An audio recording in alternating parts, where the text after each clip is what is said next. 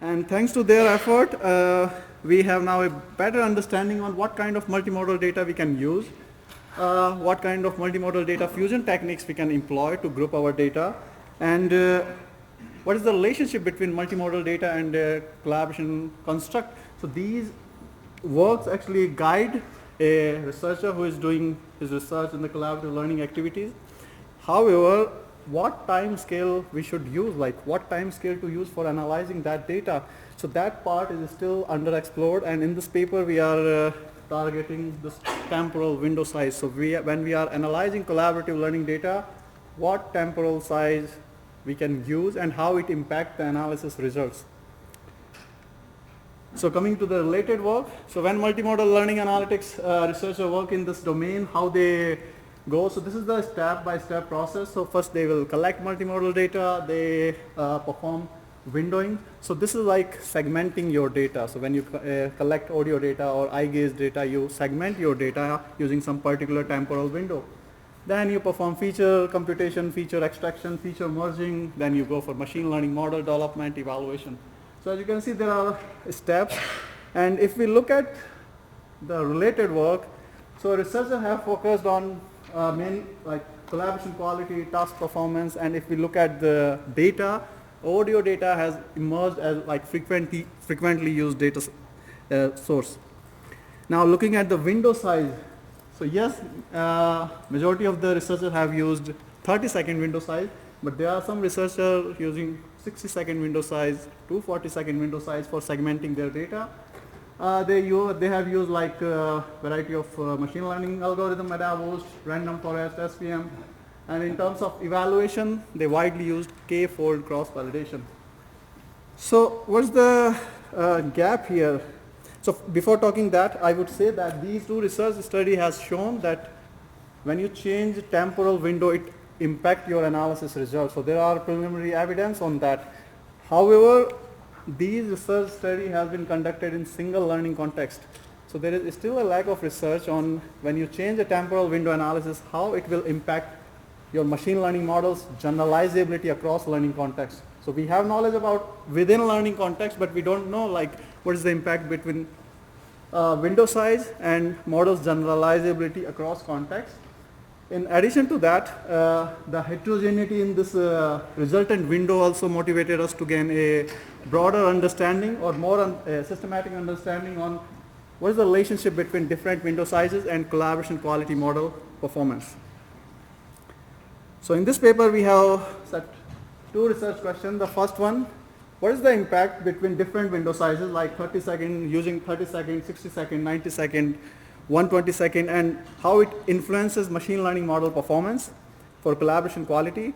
And we are also investigating the same relationship for machine learning model for collaboration quality dimensions. So when I say collaboration quality dimension, I mean there are multiple dimensions like argumentation, cooperative orientation. So if we are building a machine learning model for those as well, so how this window size will impact. So in this study, we have set this criteria to differentiate among learning contexts. So if we had two learning contexts and if there were some differences in type of learning space used, if there was a change in lecture, participant, type of learning activity used, so we consider those learning contexts as different learning contexts. So what we did, we collected data from a Estonian vocational school. We collected our data during 3 classroom sessions. They were doing collaborative learning activities. There were like total 26 students. The subjects were mathematics, chemistry with woodwork and Estonian language, and 3 different teachers were involved. And to collect this data, we used our tool, CoTrack. So it's a web-based application. Teachers can create collaborative learning activity, and this tool also allow recording of data, pre-processing of data. So we also have a demo for that. So if you like to check out in detail, please pass by. So from this tool, we got 3 types of data: video, audio, and logs. Video data we use for annotation. I will later explain how we did this annotation part. And from logs and audio data, we extracted simple features like speaking time, turn taking, how much they have been writing in a collaborative text editor. So all these features are based on literature. So researcher in MMLA has already been using these features. And this annotation provided us ground truth of collaboration quality and its underlying dimensions, and we had these features. So we generated 6 different versions of data set, and we used rolling window operations. So these 6 versions of data set were used with machine learning model, and here we used random forest. Now I'm coming to annotation part, how we annotated. So here we use Nicole Romel's framework. This framework specifies 5 aspects of collaboration quality, and these aspects are further divided into 7 dimensions. So we annotated each and every dimension on 5 Likert scale, and the annotation was done for every 30-second time window. And coming to the evaluation, how we evaluated our models. So we widely used k-fold cross validation. So how it works, you take your data from a particular learning context. Your data is divided into k approximately equal size partitions. One partition is used for testing, and the rest of the partitions are used for trainings. And this process is iterated k times.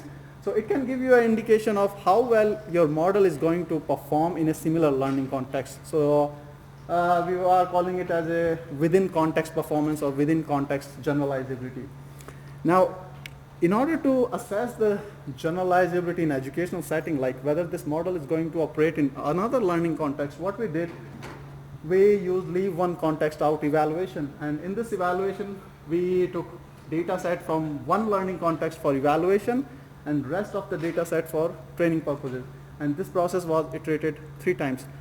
And this evaluation gave us a measure of across context generalizability, like how a model is going to perform on a data which is coming from a completely different learning context, which is not seen by the model before. And for evaluation metric, we are using area under ROC curve. So here, chance performance is represented by 0.5, and if all instances are correctly classified, then the performance is 1. So now I'm coming to the results. So coming to the first research question, what's the relationship between using different window sizes and collaboration quality estimation models? So this graph, the x-axis is showing the different window size we have used. Y-axis is showing scaled AUC score.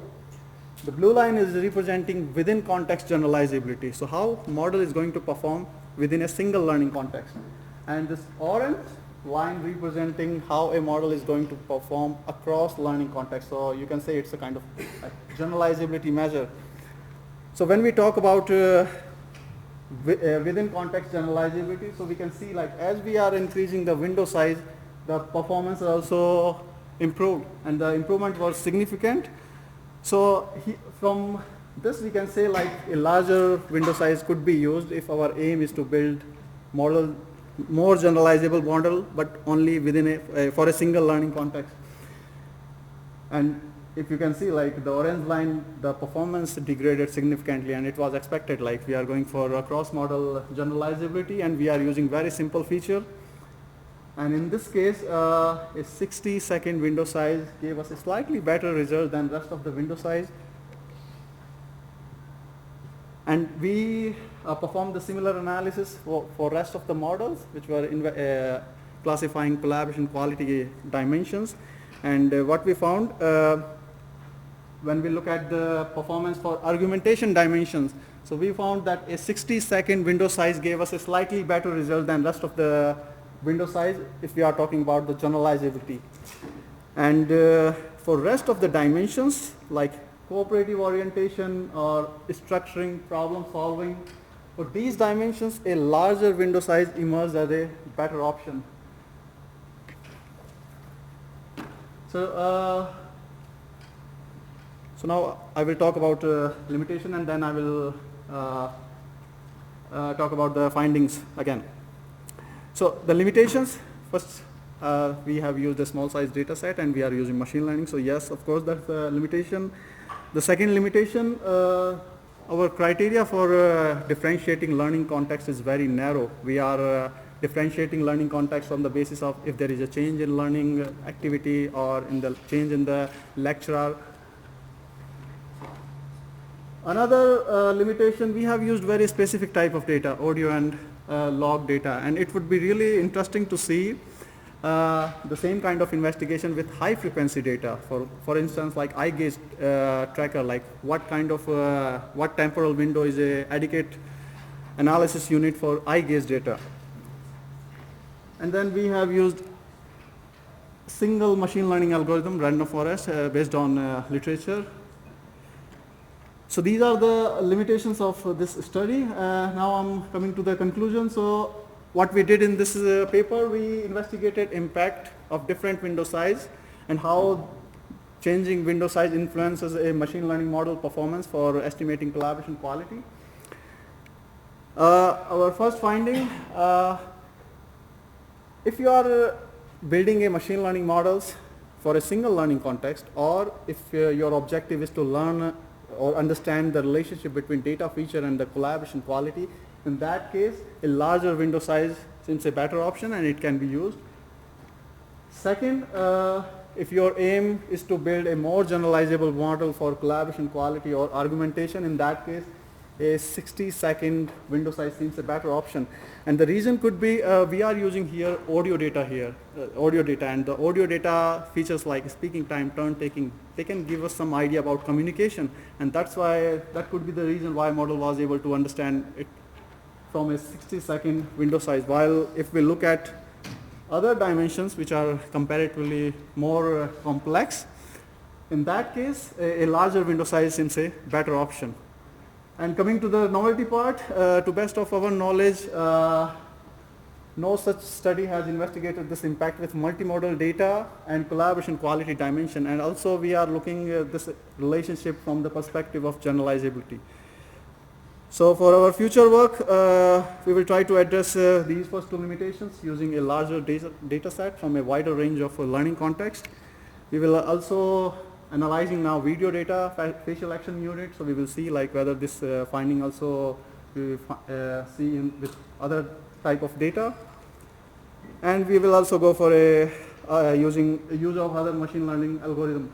And as a closing remark, I would say that as a community, we should also try structured machine learning evaluation. So as you can see, when we show k-fold cross-validation performance, the performance was very high, but it doesn't mean the model can be used or it can be put in deployment. So I think we should go for a more structured evaluation that could give us better idea of how useful this model is. Thank you very much.